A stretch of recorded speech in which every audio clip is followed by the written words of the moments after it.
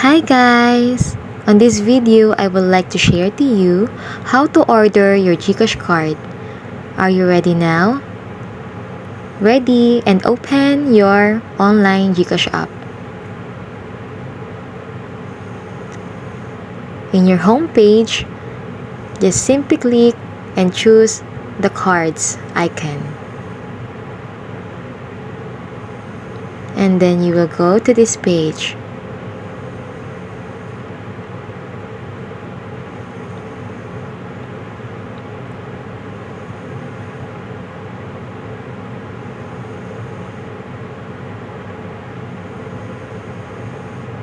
Okay, just simply click order a GCash card at the lower part.